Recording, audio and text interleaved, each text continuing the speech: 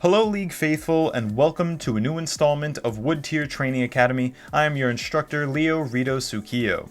Today's lesson is going to revolve around acknowledging and abusing cooldowns. Before we can elaborate on the tricks and tips for accurately tracking cooldowns, let's discuss why it is so crucial to do so. So obviously the importance of tracking cooldowns is because it dictates the ebb and flow of battle. Depending on whose spells are up and whose spells are down, there will always be a window of power, a window of opportunity, and a window of vulnerability for either your team or the enemy team. This is why it's so essential. For instance, and for example, if you're laning against an enemy Thresh in bot lane, and he throws this hook and misses, early on it has about a 20-second cooldown, which means if it misses, you have 20 full seconds to CS safely, exchange harass, get vision. So really the sky is the limit here. It all depends on how you abuse that cooldown.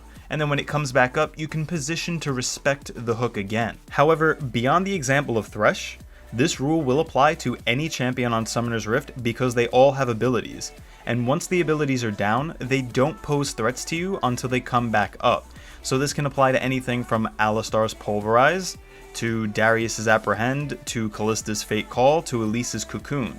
Once these things are used, if they miss you, that is definitely a window of opportunity and a window of vulnerability in regards to the enemy team. However, each coin has two sides, so while you're tracking the opponent's cooldown, you also have to be very mindful of your own. Oftentimes, I've witnessed the critical error being made by people where they use their only escape tool aggressively as a gap closer against opposition who hasn't really expended any meaningful cooldowns, such as CC. So since we were talking about the two sides to a coin, we need to note this because your cooldowns are equally important and also decide whether or not you're in a position of power or a position of weakness. In other words, if you're Ezreal and you've already used Arcane Shift, then the enemy has the opportunity to CC you and you no longer have the opportunity to Arcane Shift away, which is why it's imperative that while you're tracking enemy cooldowns, you use things like that aggressively only if you feel you can secure the kill and only when there is little to no threat to you in terms of CC. So if you Arcane Shift in, make sure the Alistar's Pulverize is down, make sure the Thresh Hook is down, make sure the Blitzcrank Pull is down. Anything that you are up against, make sure it's off the table, because then you're reducing and minimizing the potential threat to you. In order to further emphasize and illustrate the point, I've included a clip out of a recent LCK game which features the Rox Tigers versus SKT. Now to give a little context, in game 1, Rox Tigers look posed to win. However, SKT's ADC Bang, who was playing Ezreal, essentially single-handedly pulled them back into the game.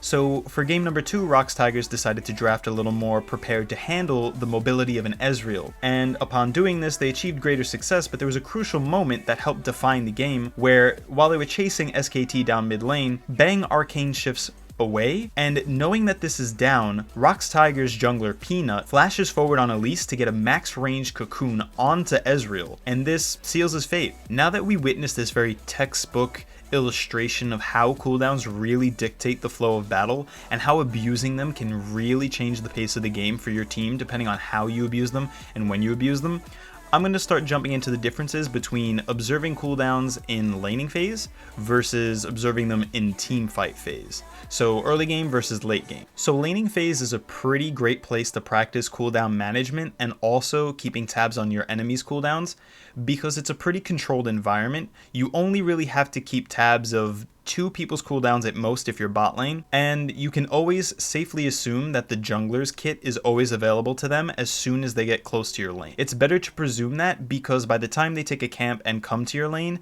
odds are their skills will be available to them again, so it's better safe than sorry that way. Otherwise, it's pretty straightforward. You see what your opponent is using, you kind of internalize the cooldown timer on that, and you do whatever you have to do in the time allotted until their skills come back up. So while the laning phase does provide a great environment to cultivate cooldown management skills and also your capacity to get a read on enemy cooldowns, the teamfighting phase adds a certain layer of complexity, which shouldn't be undermined, and there are 3 primary reasons for this.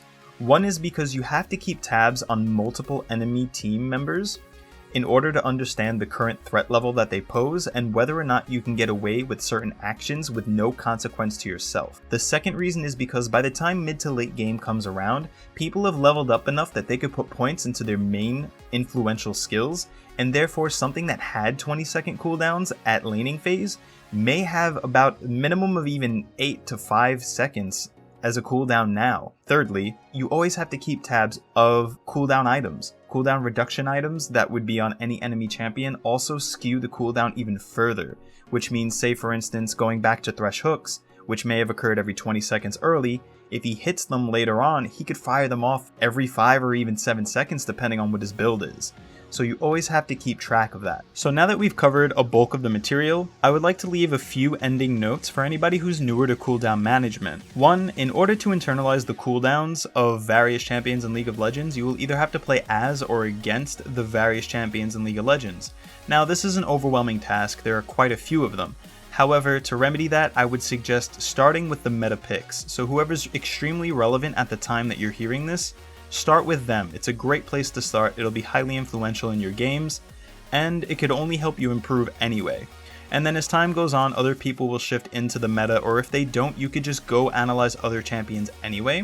Second thing I can't ever emphasize enough is always do not forget to factor in CDR items later on. I've made this mistake a few times and it's cost me, so I want to emphasize it now to spare you the same. Yeah, I get it, I know. I spent all this time telling you the importance of cooldowns, acknowledging them, but I didn't really expand on how you can abuse them. The abusing them part is probably the simplest fact, and it differs a little bit depending on the phase of the game, so we'll start with the laning phase. Whenever somebody is actually using their CC and then it's down, so if Thresh misses his hook, Blitz misses his pull, then you have this window of opportunity where they can't do that to you for however many seconds. So to abuse this time, you either trade efficiently, or if you want to be passive, you could CS safely, or if you want to get information, you could take that time to ward, understanding that there is no potential threat for at least a few seconds. For the team fighting phase, it becomes a little tricky because it doesn't only depend on cooldowns what you can do, but also your positioning and your enemy's positioning and who's in control of that specific area. However, if cooldowns are down for your opponents, then you're able to understand that you're under less of a threat and therefore can aggress a little bit more. It gives you the opportunity to take a little bit more control of a fight for at least a specific amount of time. Alternatively, if there seems to be a standstill or an impasse, you can try to get vision around the area where you're fighting in order to make sure you're not getting flanked. But ultimately, acknowledging cooldowns, both your own and your opponents, allow you to manipulate the tides of battle, but also respect the zones of pressure whenever abilities aren't on cooldown. Abusing this knowledge, it can help keep you in control of the battle and safe most of the time. With that said, that concludes today's lesson on acknowledging and abusing cooldowns. This has been Wood Tier Training Academy, Leo Rito Sukiyo, signing out.